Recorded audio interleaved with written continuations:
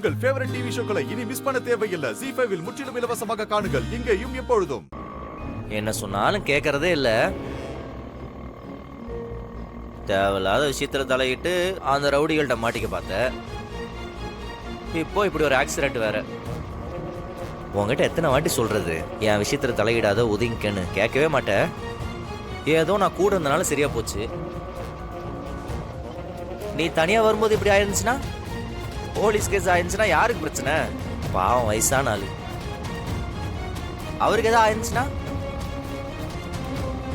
இதெல்லாம் உனக்கு ரொம்ப இயல்பா வருதுல? என்னது? இல்ல,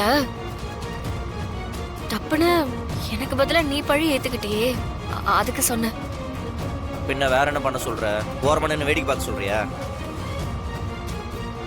இன்னொரு முக்கியமான விஷயம், இதெல்லாம் வீட்டுல சொல்லிட்டு இருக்காத, புரியுதா?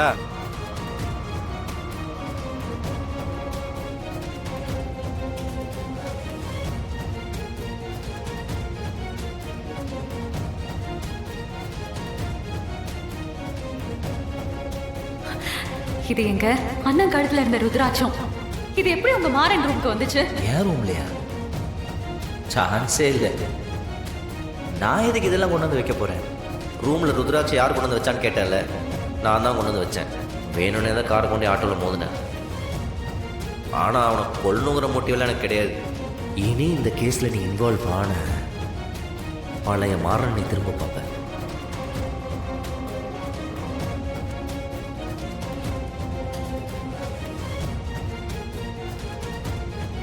டேய், எதுக்குடா பணத்தை எடுத்த? நான் எதுக்கு பணத்தை எடுக்கணும்? நான் தான் பணத்தை எடுத்தேன். அதுக்கு என்னப்ப? என்னடா பாத்துட்டு இருக்க? வெளியே போடா, வெளியே போடா, வெளியே போடா.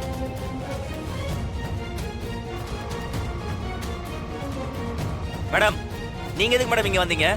சவாரிக்கு தானே வந்தீங்க. நீங்க போய் உட்காருங்க, நான் பாத்துக்கிறேன். மாறன் மாமா ரொம்ப நல்லவர் இருக்கா. எல்லாரையும் விட அவர் தான் ரொம்ப நல்லவர்.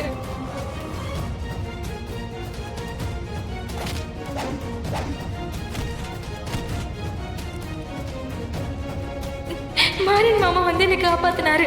அதனாலதான் அன்னைக்கு அவர் உன்னை கடைக்கு கூப்பிட வர முடியல. நீயும் மாமாவை சந்தேகப்படாத. அவர் அப்படிலாம் செஞ்சிருக்கவே மாட்டாருமா. அவர் இதை செஞ்சிருப்பாருன்னு உனக்கு தோணுதாமா?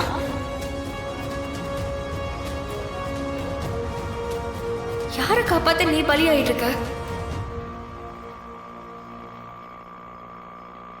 ZEE5 ஆப்பை டவுன்லோட் செய்து அனைத்து எபிசோடுகளையும் இலவசமாக பாருங்க.